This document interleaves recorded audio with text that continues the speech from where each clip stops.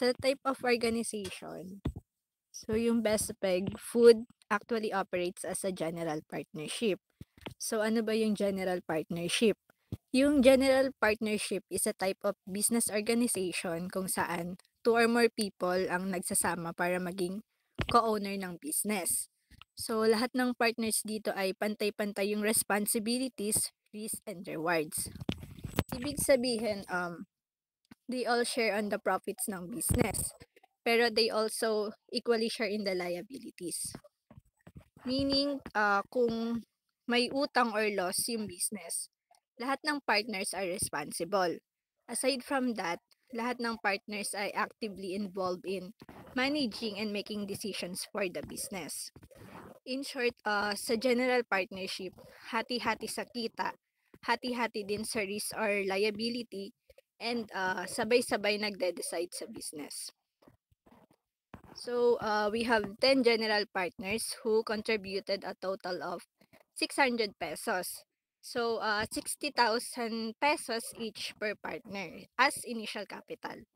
Yung capital na to is gagamitin para makabili ng raw materials, cover operating expenses, and support the early stage needs ng business.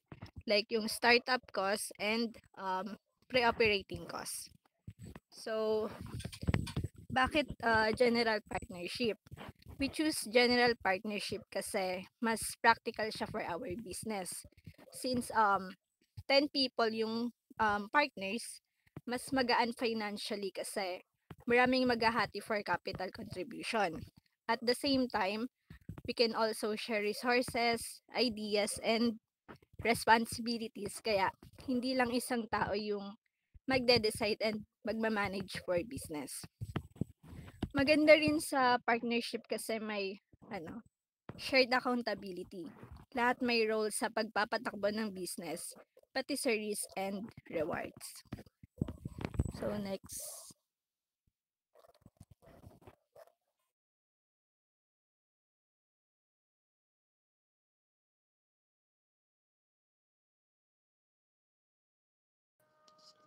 So, next naman is yung core values.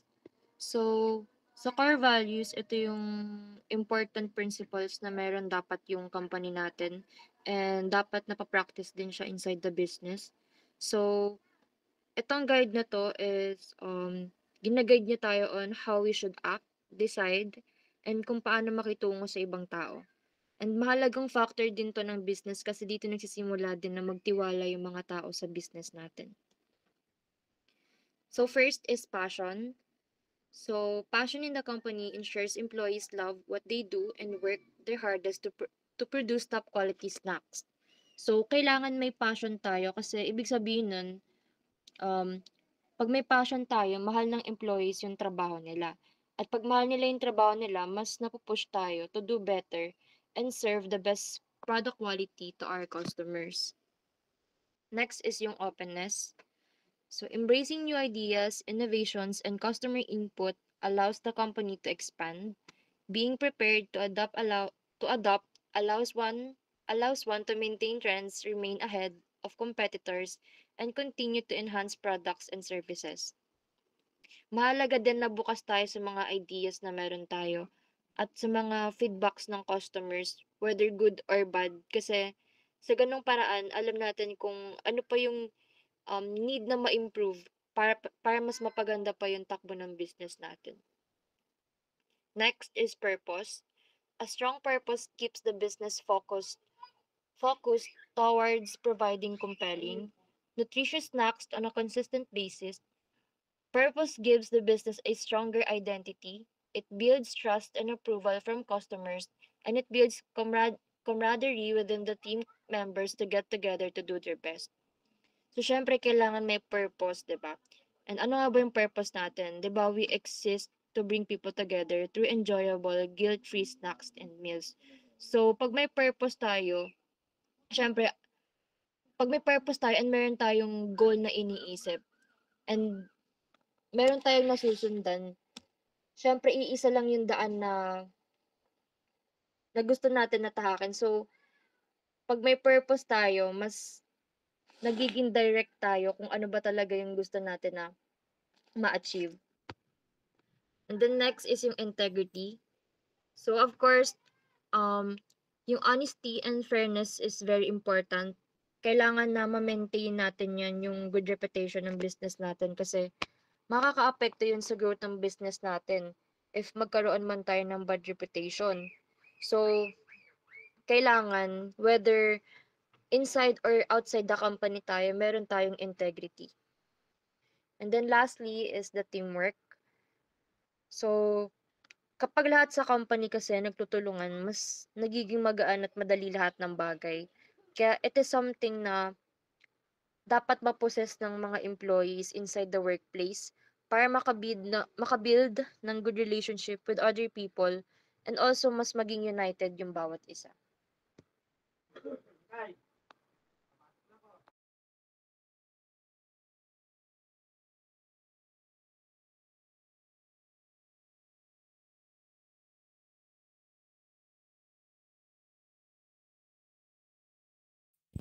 For organizational structure naman, ito yung hierarchy ng Snack and Pop from 26 to 2028.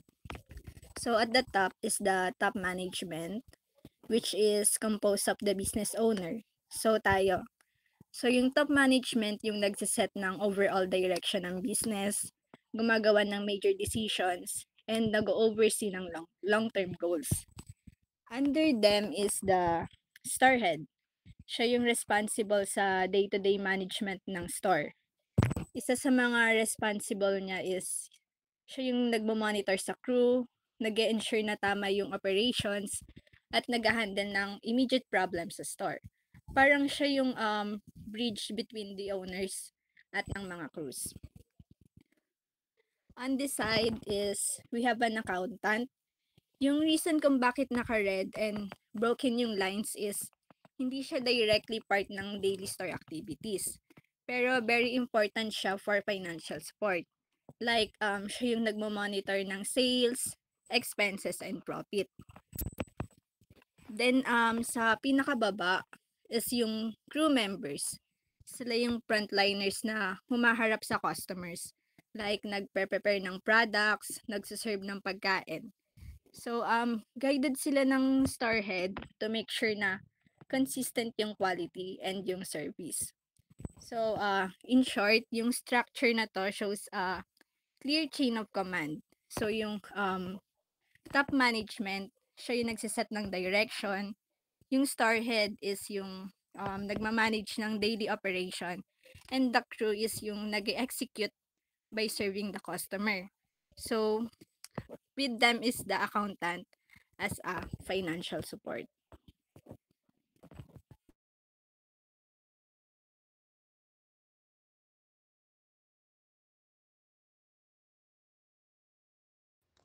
Sa job analysis naman, it is a systematic way of understanding what the job requires, its duties, responsibilities, and the skills or qualifications needed sa specific job position. Under this, meron tayong tatlong job position, yung store head or yung cashier, yung crew, and accountant. Sa store head, isang tao lang yung need natin for this job. Regular siya, kumbaga full-time. Tapos sa top management siya magre-report. And 16,770 yung salary niya. Nakuha ko to by 645. Yun yung 'di ba yun yung minimum natin ngayon.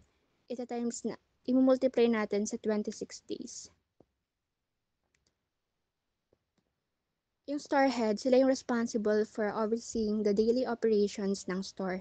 Their primary duties includes managing staff, handling inventory, and ensuring compliance with company policies and labor standards. Sila rin yung nasa frontline. They will take the orders and will receive the payment both online and on-site transaction. Yung key duties for this is one, first is the oversee daily store operations. We make sure nila yung everything runs smoothly day to day. Second is supervise and manage staff. Sila yung mag-guide at magmo-monitor sa employees. Take take customer orders and process on-site or online payments. Ensure proper execution of promotional activities. monitor inventory and manage stock ordering, handle customer inquiries and complaints, ensure store policies and procedures, and last yung manage cash handling and financial records.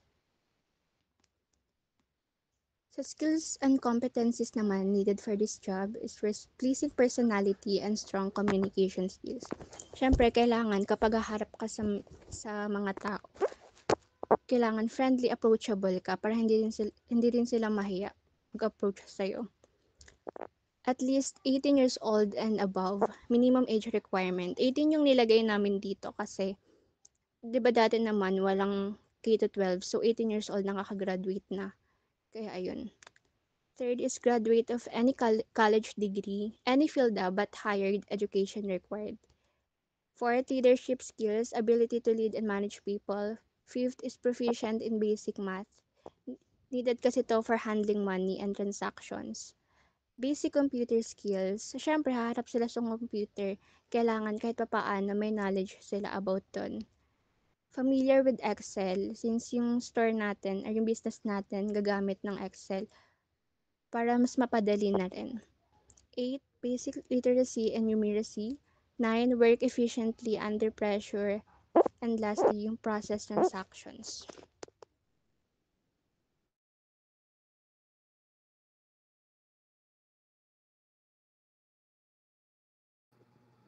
Next naman is yung sa crew.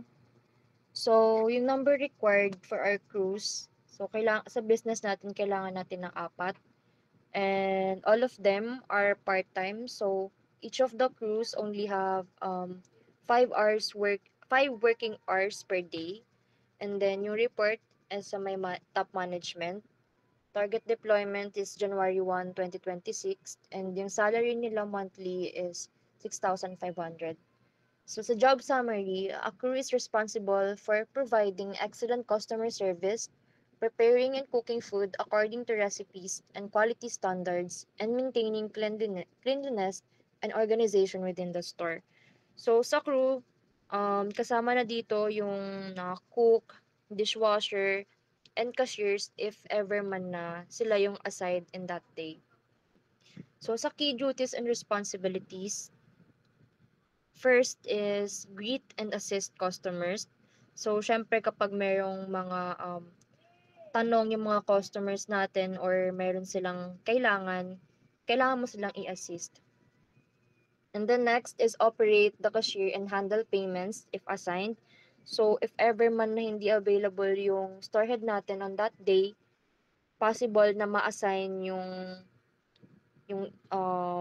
yung specific crew on that day. So, syempre kailangan mo na i-take yung orders nila and also to receive the payments.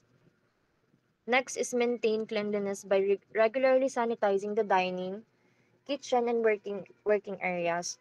So, sila yung mga crews yung naglilinis ng tables, counters, kitchen tools, and cooking areas para ma-prevent yung mga bacteria na tumira doon sa mga specific places na yun.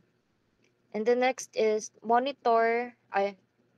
follow food safety and hygiene regulations to prevent contamination and ensure food quality. So dito mini-make sure na mga crew na prepared na yung food nila and na nape-prepare yung food nila ng maayos and also assured na clean and safe yung kinakain ng mga customers. And the next is handle kitchen equipment properly. Mali. Monitor ingredient levels. Ito pala. Monitor ingredient levels, check expiration dates, and request restocking if supplies run low. So, if dito naman chine-check nila if yung mga ingredients fresh pa rin or damaged na ba or expired na ba. So, if ever na may mga ingredients na expired na, better na alisin na dun sa storage area para hindi na ma-contaminate pa yung iba pang ingredients. And also, chine-check din nila if meron pa bang stock ng mga ingredients para maiwasan na magkaroon tayo ng low stock sa may store natin. Next is handle kitchen equipment properly and report any maintenance or repair needs. So, siyempre kailangan din nila ingatan yung paggamit ng mga equipment and yung tools natin para hindi na tayo alam mo yun, maglaan pa ng gastos if ever man na merong masira, gano'n. Para maiwasan lang yung mga other expenses pa for that. And then next is adapt recipes or cooking techniques as needed to maintain food consistency and quality. So, dito, kailangan nasusundan nila yung recipe ng tama para ma-make sure na yung na food na sinaserve natin sa mga customer natin is the same pa rin and also consistent yung quality na nabibigay natin sa kanila. And then last is assist in receiving and storing food supplies to ensure proper inventory management. So dito, sila din yung tumutulong para kunin yung mga deliveries and chine-check din nila yung mga supply if kompleto para maiwasan yung mga pagkakagulo or mga mistakes sa mga supplies. And then sa skills and competencies needed, so at least 18 years old and above. And next is at least high school graduate and any work experience as a cook, staff, or in any related food service role. Syempre, kailangan may experience yung candidate natin for crew. Syempre, hindi naman tayo basta-basta kukuha ng mga wala namang alam sa pagluluto, ganyan. And then next is ability to interact politely and assist customer. Next is accuracy in orders, cleanliness, and food preparation. Ability to work well with others and assist when needed. Ability to work in a fast-paced environment and good time management and multitasking skills. Importante to kasi syempre baka lalo na sa mga times na peak yung business natin or madami yung demand natin, kailangan hindi tayo yung crew dito hindi dapat siya nagpapanik. Dapat alam niya kung paano i-handle yung mga ganong situation. Next naman for the job analysis is the accountant. So number required is isa lang and then yung status is on call lang din siya. And then report is a top management. Target deployment is January 2026 lang nilagay kasi hindi rin naman natin siya kailangan agad within January 1. So, hindi na kami naglagay ng specific date dyan. And then, salary is 10,000 quarterly. So, for apat na beses siyang sasahod sa isang taon. So, bale 40,000 yan per year for accountant.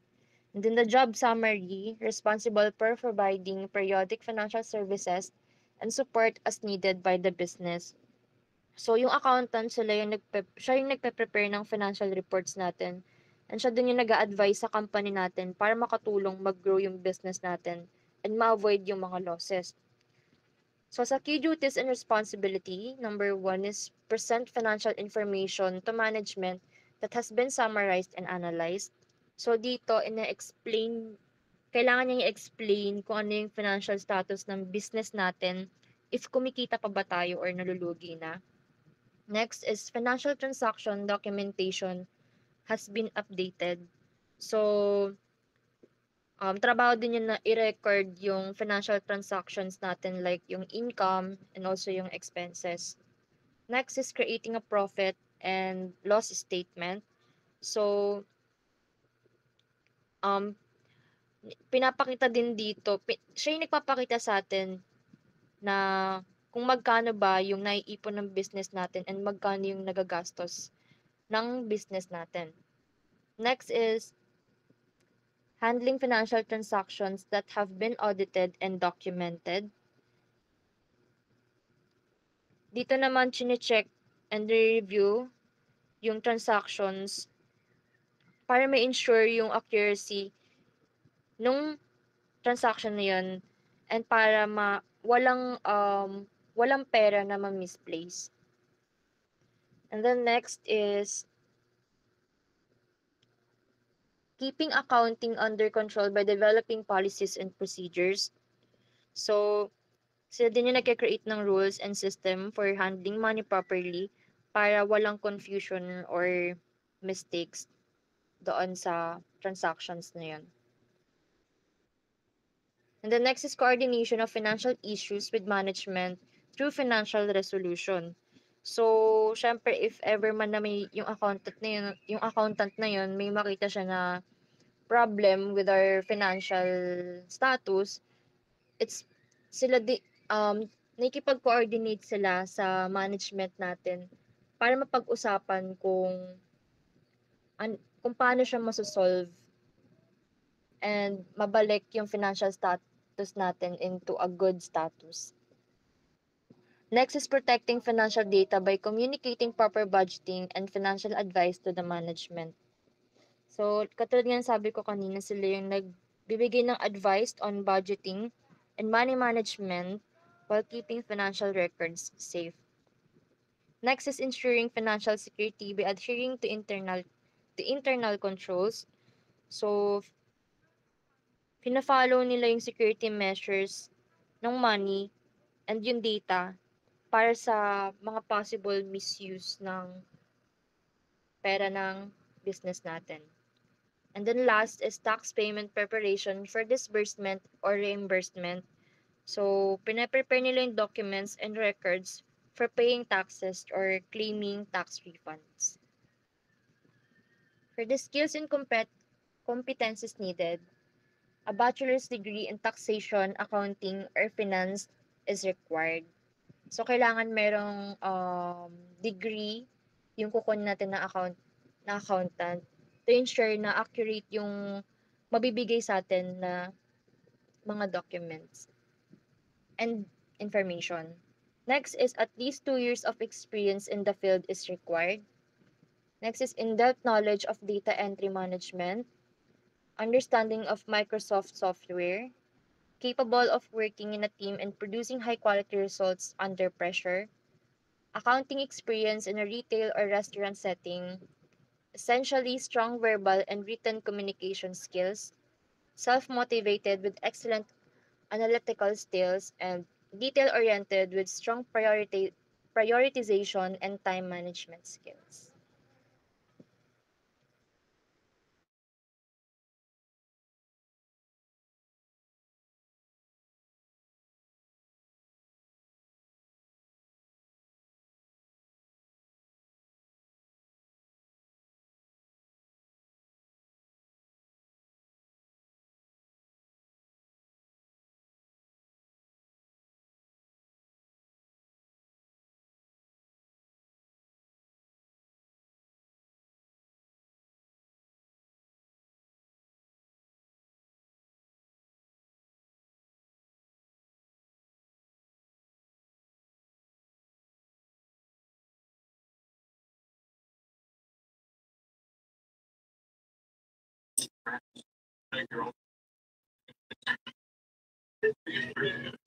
Receiving and reviewing of application forms. Dun na 'di ba, tapos na mag-post yung mga job descriptions. Wala pa. So, magre-receive ka na ng mga job application sila. Then, next is shortlistings of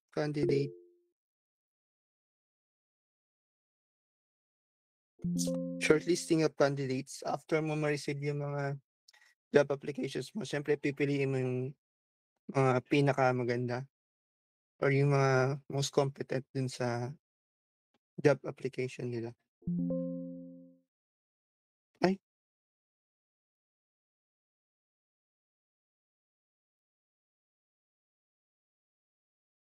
Sorry, intro pala ako. Intro, recruitment process. Basically, ano ka, maghahanap ka ng mga tao mo na pwede mong bigyan ng job offer. Yun lang naman yun.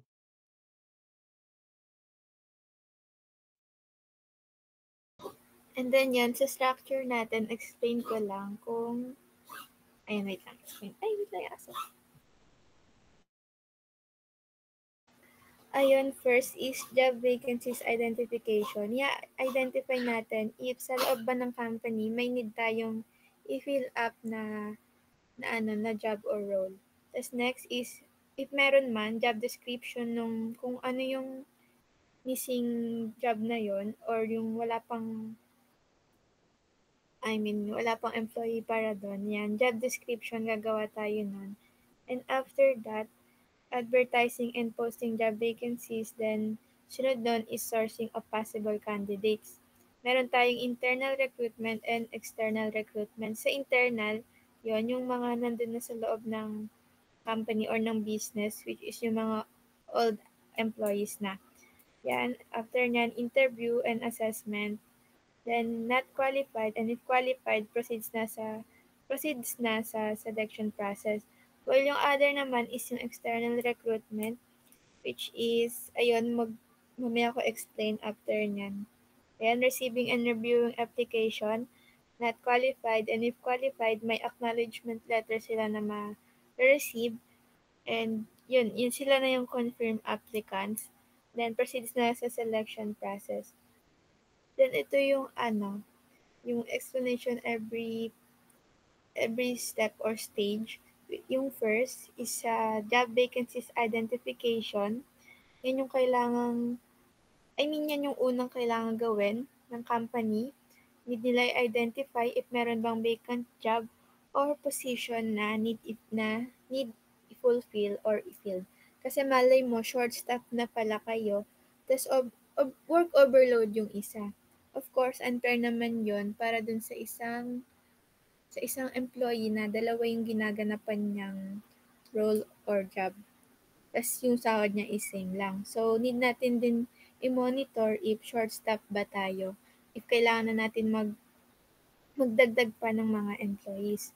While sa next naman, yun nga, if ever na need natin job description, need natin mag-create ng job description para if yung mga possible applicants, alam nila yung a-applyan nila. And yung mismong tasking nila dun. Yun. And kung ano ba yung need na skill na hinahanap natin.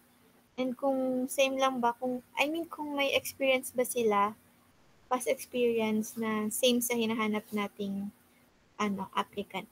And yung next naman, advertising and posting job vacancies, internal and external, like yung sinabi ko kanina.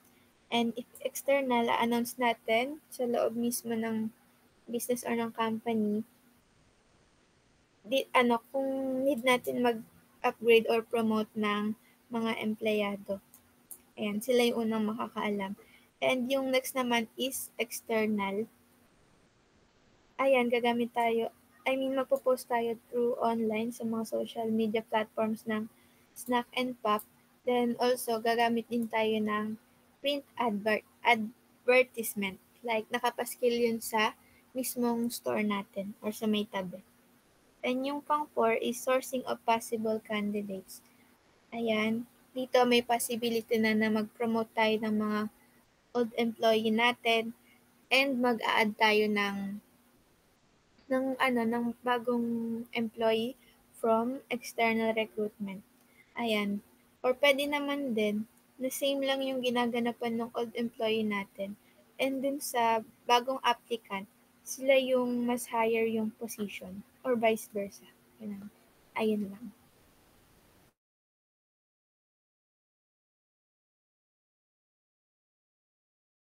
Next is si Marklo, yung pang-fifth.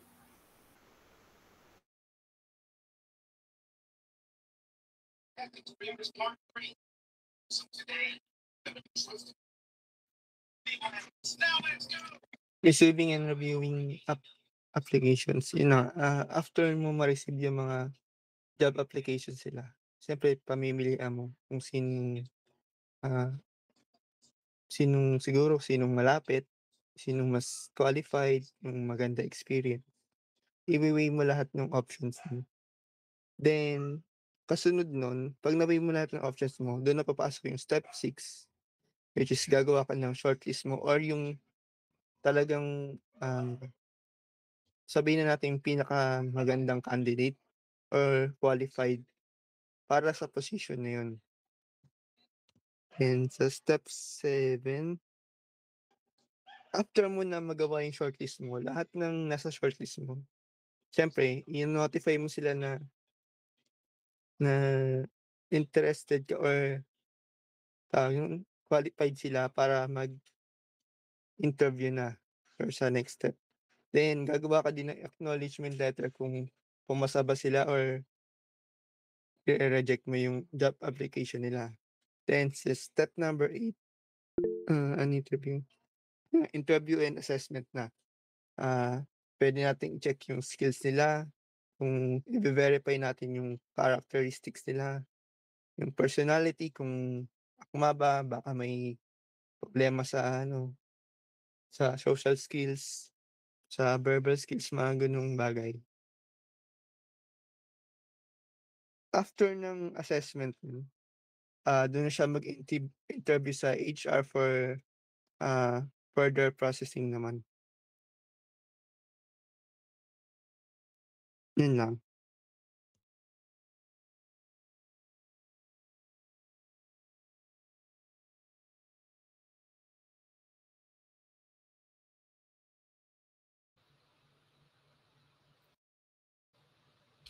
Okay, selection process.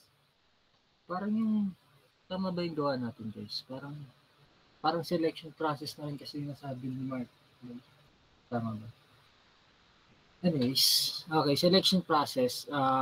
Basically, ito yung pagpili natin ng mga candidates kung sino yung mga dapat natin kunin. Okay, sa pagpili, saan nga ba natin binibase yung pag-select natin ng mga candidates? Sabi nung nakaraan sa job description. Okay, yung figure na makikita natin dyan, it's just step by step na kailangan natin gawin bago tayo mag-recruit.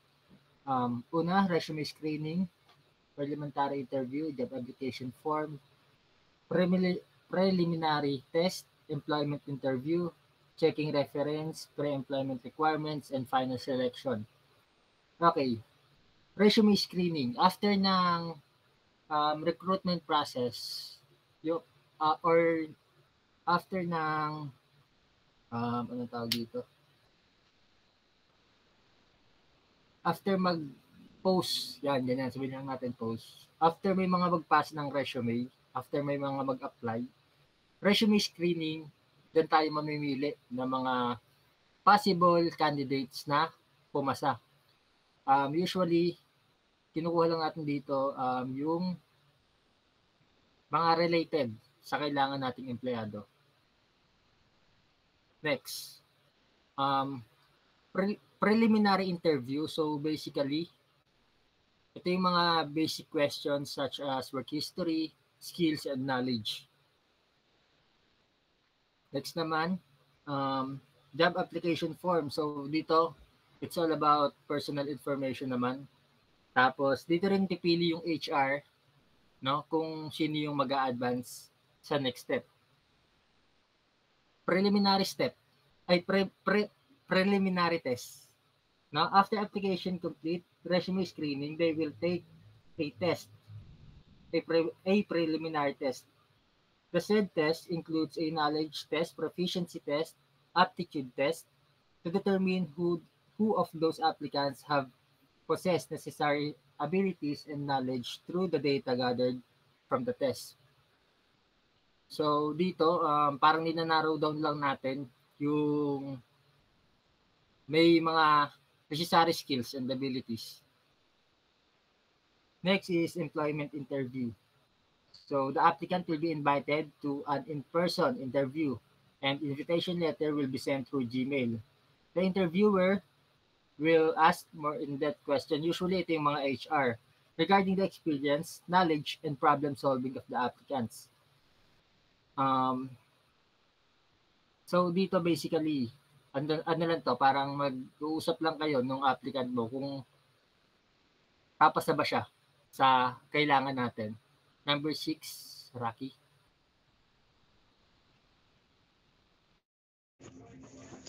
Sa Sa 6 stages naman is checking reference lang to. Bale, dito kukontakin lang natin kung sino man yung nilagay nila as a reference para ma-verify if yung mga information na binigay or provide ng applicant is accurate. Sa 7 stages naman, ito yung mga mandatory government documents na need ipasa ng mga participants after ng checking reference like PSA, SSS number, tax identification number, and medical report. So, bali yung last stage is i-inform lang natin sila if naipasa nila yung selection process through emails, then proceed na sila sa orientation. Additional ko lang dun sa sinabi ni Rocky dun sa sa final selection. Usually dito rin ginaganap yung kagaya ng sinabi ni Sir nung nakaraan na dito salary. Dito pinag-uusapan kung magkano yung sasahurin. Usually kasi na-negotiate pa yan dyan sa part na yan.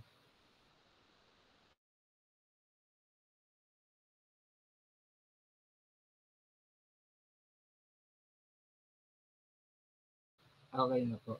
Thank you.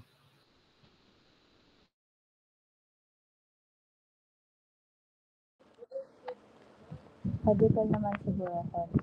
So, sa orientation process, basically ito lang naman yung step-by-step process para sa mga new employees. Then para matulungan din natin sila maging familiar sa company natin, sa company policies and yung roles nila sa company natin. Siyempre, importante din to para maiwasan yung confusion nila para mas maging prepared sila sa maging trabaho nila. So, sa first step is contract signing. Siyempre dito may mga employees sa contract which is nakapal of dito yung company natin, yung job responsibilities. And we ensure also yung expectation for both parties kung ano yung magiging rights and obligations sila sa company. And agreement din to for both parties which nagpo-promote ng transparency and legal protection ng employee in case na magkaroon ng misunderstanding and agreements. So next is welcome session for new employees. Siyempre sasalubong natin yung mga new employees na maayos for them to feel na comfortable and belong sila sa company natin. And this helps din na mabuild agad yung positive impression nila sa company natin. So, third step is introduction to the employer and management team. Siyempre, need din nilang makilala lahat ng makakasalamuhan nila or makakatrabaho nila. Kaya, ipapakilala natin sila sa employer and management team natin.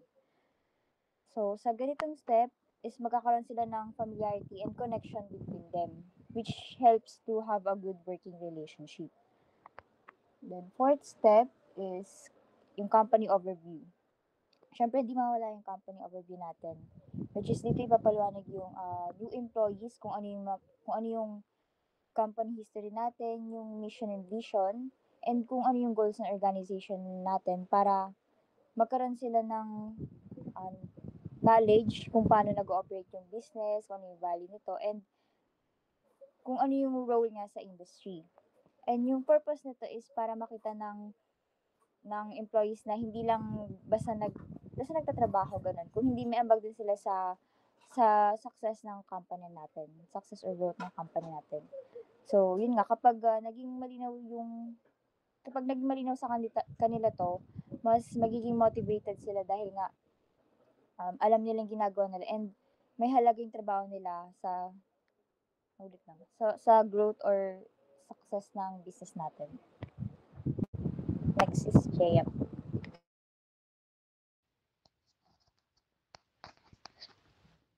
So, yung next is yung organizational structure overview. Dito is pinapakita or ina-explain lang yung organizational structure natin para malaman din ng mga new employees kung kanino sila dapat lumapit kapag may kailangan sila or pag may problema sa work. So, ano lang din dito sa organization structure is nakaka-help to para maging mas organized and effective yung flow ng communication sa loob ng company. Then, next step is yung employee handbook and discussion. Dito lang is yung handbook, ginaguide lang niya yung employee or para malaman ng new employee yung company profile, yung policies, yung work schedule, benefits, etc. Dito is dinidiscuss lang para maging aware yung new employees sa expectation and standards ng company. And dun nga sa inilalaman ng handbook. So kaya sila binibigyan din sila ng company handbook para magkaroon sila ng reference or guide. Next is yung sa job role and responsibilities. Dito naman, ano lang, simple lang, ini-explain lang yung daily task nila, yung required skills and yung quality standard na kailangan para magawa ng maayos yung work nila. So dito dapat clear yung explanation ng job roles and responsibilities nila para ma-prevent yung confusion. Next is yung job training and development. Dito naman yung parang on the job training ng employees. Dito lang is para matutunan nila yung mga need nila gawin sa actual na trabaho or job na nila. Tapos, like, yung tamang paggamit ng mga equipment, then, kung paano yung i-prepare yung product, at saka kung paano magbigay ng good customer service sa mga customer. And lastly, yung final review and acknowledgement. Dito is sa final review, yung employees are given a chance to ask question and to clarify something kapag may confusion. Then, kung malinaw naman na lahat, pipirma lang sila ng acknowledgement form na patunay na natapos na nila yung orientation and malinaw yung lahat. Ayan lang.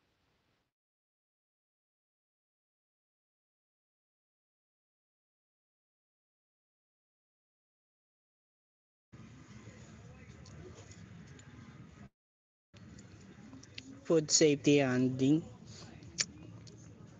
Food safety handling training, which is yung primary objective nito is to educate all of employees natin about proper and safe practices related sa food handling, since sila nga yung primary responsible sa pag-maintain ng food safety standard. Then, para maiwasan na rin na makontaminated yung pagkain na sineserve natin. Pwede kasi siyang maging cause ng food poisoning or yung food illnesses.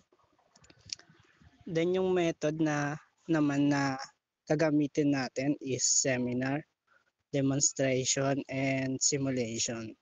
We choose seminar since dito pwede mag-raise yung mga clue natin regarding sa problems or concern nila within the workplace. And also, magkakandak tayo ng lecture regarding sa food safety and hygienes. And also, yung prevention ng foodborne illnesses. For demonstration naman, i-demonstrate lang yung proper way ng paghugas ng kamay, tas magbibigay lang ng information regarding every what time need na magugas. Like for example, every 30 minutes need magugas ng kamay ng mga crew natin. And also yung proper way na pag-sanitize ng kitchen tools. Then sa simulation, magkakandak naman tayo siguro ng role play na lang, which is i-apply ng mga crew natin yung mga natutunan nila about food safety practices. Sa performance assessment, i-monitor natin if yung personal hygiene practices ng mga employees natin and if nasusunod ba yung regulation about safety standard. And also kung nababawasan ba yung complaints ng mga customers natin regarding sa cleanliness ng business natin.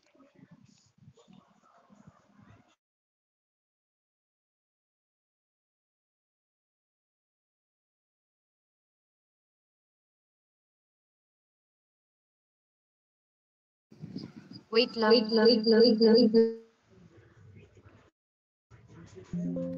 Wait lang, mag-leave muna kayo. Mag-end na kasi yung mic eh. Para di na tayo magputol-putol mamaya.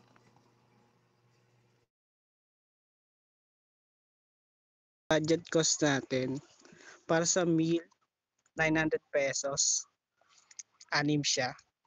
150 yung isa. Then certificate naman is 60 pesos. 10 pesos each. For trainer fee naman natin since kinuha natin is TESDA certificate trainer for food and beverage services 2,000. Then yung training ingredients will be 700 pesos. Overall total expenses natin is 3,660. Yun lang.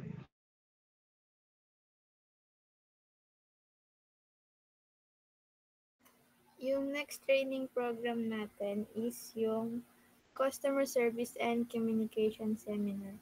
Yung goal ng program nito is malaman ng mga employee yung right way to approach the customer.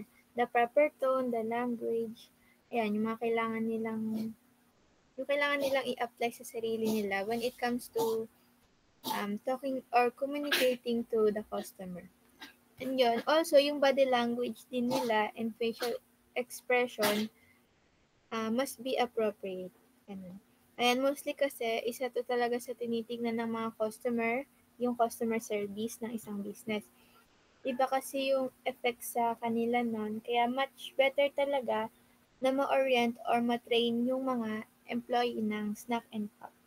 Ayun, kung paano mag-act properly and how to communicate effectively. Yung learnings natin dito, ayan, from the speaker to employee, malalaman yung do's and don'ts sa workplace and kung paano rin ma-improve yung value of positive customer interactions. Yan, yung methods nito is webinar only, training implementation, yung target audience is lahat ng employee ng Snack and Pop. Trainer natin is from Cash Training Center and Consultancy OPC. Yan yung date nakalagay din dyan. And location, of course, virtual lang din siya.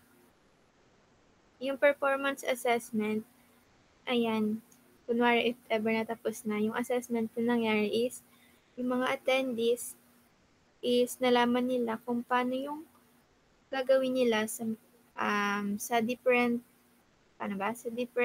scenarios na possible mangyari sa actual job. Yan, attendees were motivated to improve their approach towards the customer, like what I've said earlier. And yan, the effectiveness of the speaker helps the attendees to understand more about employee etiquette. Yung budget natin dyan, since online lang siya, ang babayaran lang is yung training fee. Ayan. Yung quantity is 5 and yung cost per person ba to? Kasi nagbago ata siya. Ayan, is 1,000. Kaya ang overall total expenses lang for that training is 5K. Ayan lang.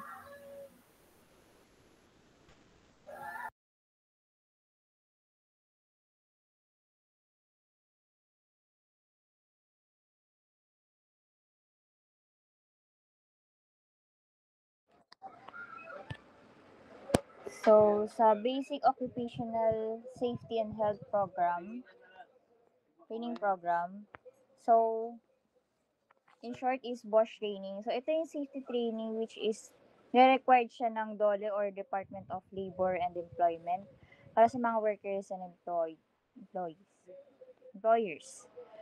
So, ang purpose nito is maturuan yung mga employees kung paano maging aware sa workplace hazards and paano ma-prevent yung accidents. Also, yung paano mag-handle ng emergency sa trabaho. And para maging safe and prepared na rin yung mga employees while in duty. Okay. So, sa training goals, first bullet naman natin is para maging aware yung employees dito sa hazards tulad ng mga sharp tools, chemicals, and yung slippery floors natin. So, kapag alam nila to, mas may iwasan nila yung accident, safe sila and efficient sa trabaho. So, sa second bullet naman, goal ng company natin is matutunan and masundan nila yung company safety protocols. So, sa third bullet naman is para magkaroon sila ng sense of responsibility at teamwork sa pagme-maintain ng safe na environment. Next, training objectives naman. Dito pumapasok yung specific skills na ituturo sa kanila. Yung first bullet is need nila ma-identify yung workplace hazards and take preventive measures. Meaning yung pag-iingat and action nila na paghahandaan ng maaga para hindi na umabot pa sa accident na mangyari. So, pangalawang bullet is basic naman to, syempre need na magkaroon ng tamang paghawak sa mga kitchen equipment, yung sharp objects na gagamitin, and yung cleaning chemicals sa store natin. Third naman is, so connected naman siya sa second training objective which is proper lifting methods para din maiwasan na yung possible injuries. So, sa fourth bullet naman is need maintindihan yung fire safety procedures at yung tamang paggamit ng fire extinguisher. So, next is, so ayun, yung perform basic first aid and act directly to minor workplace injuries. So, may tuturo din sa training na to yung tamang pag-perform ng basic first aid and in case na magkaroon ng minor injuries. So, last bullet is document and report incidents of safety by following company guidelines. So, yun nga, proper documentation and reporting para kapag may incidents is maging aware yung higher-ups ng sa business natin. So, sa methods naman, yung pagtuturo ng BOSH training is gagawin siya through lectures which is basically may speaker na magsasalita in front, actual trainings, simulation or practices. Kumbaga, ipo-perform din nila real-time yung mga ituturo dun sa training na yon. And visual presentation, which is ipe-present siya like may parang visual aids ganun para mas madaling matutunan and mag-visualize nila yung tinuturo. So sa training implementation naman, so ang target audience natin since wala daw maharap na murang training fee, ganun. Yung store head na lang muna yung a-attend sa BOSH training. And after niya mag-training, pwede siyang mag-conduct ng seminar for our crew. So that hindi na magiging ganun kalaki yung magiging expenses natin. So, sa trainer naman is yung Cashburn or QESH Training Center and Consultancy OPC. Ito yung mga training provider, nag-offer sila ng quality, environment, safety, and health. Sila yung partner organization na magsasagawa ng training sa employees, which is tungkol siya sa workplace safety and health. Then, sa date and duration naman ng training program na to, is gaganapin siya for 2 days, November 28 and 29, 2025, ng 10 a.m. to 3 p.m. So, 5 hours. So, location naman is E&M Building, Level 3, Unit 319, Commonwealth Avenue. Quezon City. So, sa performance assessment, after training, dito tinitingnan kung effective ba yung training program. Ibig sabihin, after ng Bosch training is chine-check kung mag-improve ba yung workplace safety and kung na-apply ba ng employees yung mga natutunan nila. So, specifically, yung in-expect dito is yung prevent minor workplace of injuries, which is dahil nga na-train na yung employees is magiging aware na sila sa hazards, kaya mas konti na yung accidents and injuries while in duty. So while in duty, so less and accidents. Dito hindi lang injury siya kundi pati yung mga incidents, example yung madulas, ganun, mapasa, or yung mga maling paggamit ng equipment. And mababawasan na siya kasi nga, di ba, alam na yung safety practices. Next is monitors conformity with fire safety rules and emergency preparedness. So, dito expected na alam na nila yung tamang procedure in case na magkaroon ng sunog, like yung sa fire exits, yung tamang paggamit din ng fire extinguisher. So, kaya expected na mas organized and less panic na sa mga employees natin kapag may ganitong situation. So, sa budget cost naman, for training fee, since store head lang yung maging pupunta sa atin, so, ang cost is 1,300 pesos lang. For sure, kasama na siguro din yung token of appreciation, something ganun. So, next naman is yung transportation allowance. May total cost tayo na 1,000 pesos. Since store head lang naman din yung punta nga. Parang back and forth na rin siya. So, ang overall total expenses natin for Bosch training cost is 2,300 pesos. Yun lang. Thank you.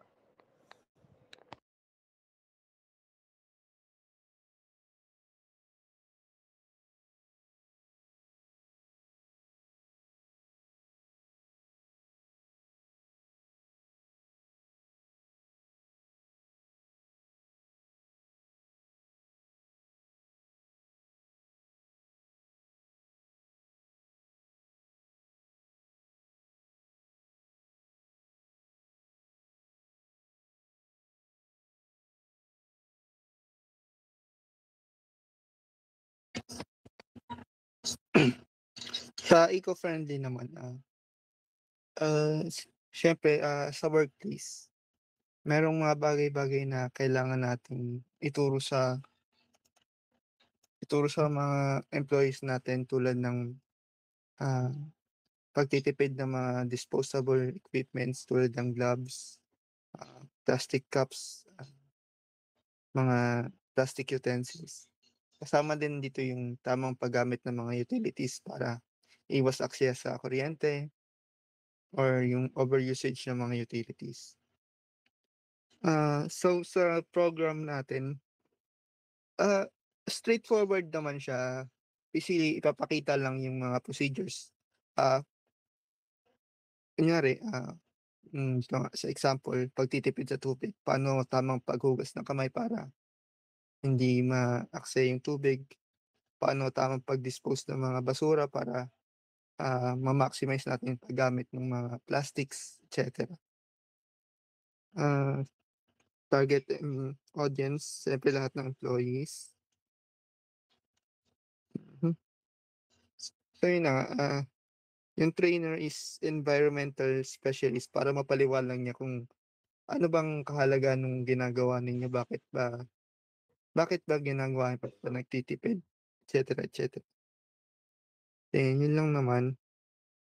Yung methods pala, yun nga sinabi ko, straightforward siya, papakita, explain kung anong kahalagahan niya. Then magkakaroon ng hands-on activities which is parang demonstration din, tas kokopyahin ng mga employees. Yun lang naman.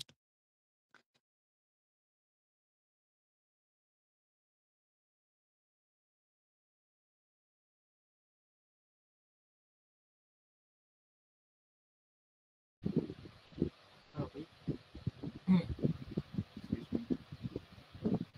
Management training objectives, improve interpersonal communication employees, enhance active listening, foster a collaborative work environment, teach conflict resolution techniques through communication.